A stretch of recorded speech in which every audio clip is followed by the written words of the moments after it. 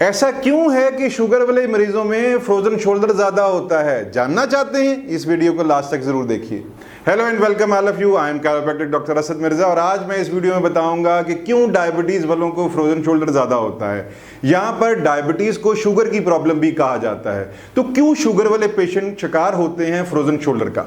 आपने भी देखा होगा और हमने भी अपनी क्लिनिकल प्रैक्टिस में देखा है कि मोस्टली फ्रोजन शोल्डर के केसेस इंजरी की वजह से होते हैं या जिनको डायबिटीज की प्रॉब्लम होती है उनको ज्यादा होता है। तो इस वीडियो को लास्ट तक जरूर देखिएगा, मैं आपको एक्सप्लेन करूंगा उसकी रीजन क्या होती है कि फ्रोजन शोल्डर डायबिटीज वालों को क्यों ज्यादा होता है और इसके कैसे बचा जा सकता है। डायबिटीज वालों में कोलेजन फाइबर जो कि हमारे लिगामेंट में और मसल्स में कनेक्टिव टिश्यूज में पाया जाता है वो ग्लूड अप होना शुरू हो जाता है। ग्लूड अप मतलब जमने लग जाता है गम की तरह, और जब वो जमने लग जाता है तो वो मसल्स और लिगामेंट को हिंडर करने लगता है, उसकी मूवमेंट को कम कर देता है। जबकि मूवमेंट में हिंडर होती है तो कैप्सूल टाइट और थिकन होना शुरू हो जाता है। यही थिकन कैप्सूल जब इसमें हम मूवमेंट करते हैं तो वो फ्रिक्शन कॉज करता है और इन्फ्लेमेशन कॉज करता है, और यही इन्फ्लेमेशन बार बार होने की वजह से फ्रोजन शोल्डर डेवलप होता है और एडेसिव कैप्सुलाइटिस बन जाता है।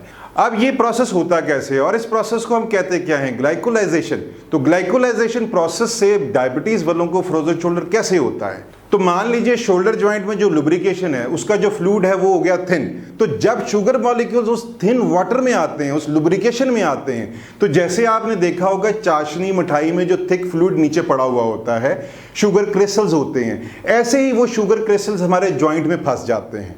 शुगर क्रिस्टल फॉर्म होती है उस थिक चाशनी की तरह, वो जैसे जैसे ग्लूड अप होना शुरू होते हैं। तो जब आप शोल्डर को मूव करते हैं तो यही क्रिस्टल फ्रिक्शन करते हैं, इसकी वजह से भी इंजरी कॉज होती है, कैप्सूल थिकन हो जाता है।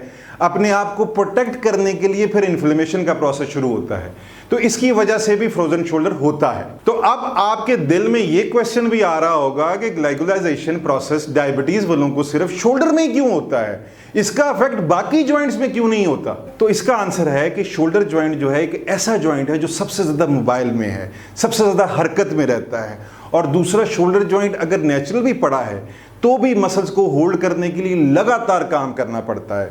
मतलब कि अगर शोल्डर मैंने ऐसे सीधा भी रखा हुआ है तो भी मसल्स को इसको होल्ड करने के लिए लगातार प्रोसेसिंग में और वर्किंग में रहना पड़ता है।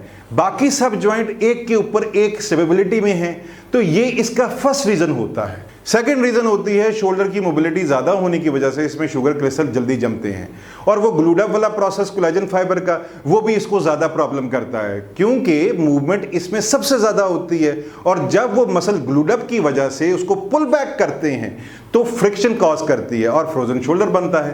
तो आइए अब आपको समझाता हूं डायबिटीज वालों को फ्रोजन शोल्डर से कैसे बचा सकते हैं। तो सबसे पहला पॉइंट आता है कि आपका जो पोस्चर है उसको आपने करेक्ट रखना है, क्योंकि फ्रोजन शोल्डर में डायबिटीज वालों को उनका जो शोल्डर होता है वो आगे को ड्रॉप हुआ होता है, उसकी वजह से शोल्डर का जो एक्सेस है आगे आ जाता है, जिसकी वजह से फ्रिक्शन होती है। और जो ग्लूड अप वाला पोर्शन है उसमें मूवमेंट करते हैं तो वो पहले ही हिंड्रेस है। दूसरा, अगर एक्सेस भी बदल जाएगा तो उसकी वजह से फ्रिक्शन बढ़ जाएगी। तो जब भी आप मूवमेंट करें तो सबसे पहले अपने शोल्डर को पीछे की तरफ करें, यानी कि स्कैपुला को रिट्रैक्ट करना है। पीछे जाने के बाद एक्सेस उसका खुल जाता है, उसके बाद आप अपने नॉर्मल एक्सेस में मूवमेंट करें, तो ऐसे करने से आप फ्रोजन शोल्डर से बच सकते हैं। सेकेंड पॉइंट आता है स्लीपिंग का। फ्रोजन शोल्डर वालों को स्लीपिंग में बहुत ज्यादा अच्छे से सोना चाहिए, क्योंकि जब भी वो सोते हैं तो शोल्डर कंप्लीट एक्सटर्नल रोटेशन में नहीं जाना चाहिए। इस तरह से वो शोल्डर में क्रिस्टल बनने से बच जाएंगे। थर्ड पॉइंट आता है फ्रोजन शोल्डर में और स्पेशली डायबिटीज वालों में कि वो अपनी रेंज को कंप्लीटली चेक करते रहा करें। ये रूटीन बना लें, सुबह शाम दोनों टाइम 10 रेपिटेशंस करनी है, फ्लेक्शन की, अबडक्शन की, ये सारी मूवमेंट फुल रेंज तक करा करें। अगर आपको डेली एक्टिविटीज में यानी कुंडी लगाने में, कोई चीज टांगने में, कोई चीज उठाने में ऐसे प्रॉब्लम आ रही है, तो डेली एक्टिविटीज में अगर शोल्डर में पेन आ रहा है तो उससे जरूर चेक करवाइए, इग्नोर मत कीजिए, क्योंकि थोड़ी सी शोल्डर पेन डायबिटीज वालों को फ्रोजन शोल्डर बहुत जल्दी लेकर आ सकती है। तो इसका जरूर ध्यान रखना है, अपने कैरोप्रैक्टिक डॉक्टर से जरूर मिलना है, हम आपके फ्रोजन शोल्डर को इनिशियली पकड़ सकें और उसका अच्छे से इलाज कर सकें। तो आई होप अब आपको क्लियर हो गया होगा क्यों डायबिटीज वालों को फ्रोजन शोल्डर होता है, तो आप ये टिप्स एंड ट्रिक्स ट्राई करके फ्रोजन शोल्डर होने से बच सकते हैं। तो अगर आपको भी फ्रोजन शोल्डर हो चुका हुआ है तो आज ही मेरा क्लिनिक विजिट कीजिए, जिसमें हम कायरोप्रैक्टिक ट्रीटमेंट से कुछ ही दिनों में पुराने से पुराना फ्रोजन शोल्डर को रूट कॉज से ठीक करते हैं और आप कुछ ही दिनों में एक हेल्दी लाइफ स्टार्ट कर देते हैं। इस वीडियो को सेव कर लीजिए और अपने उन लव्ड वंस को शेयर कीजिए जो फ्रोजन शोल्डर से रात दिन लड़ रहे हैं। Have a good day.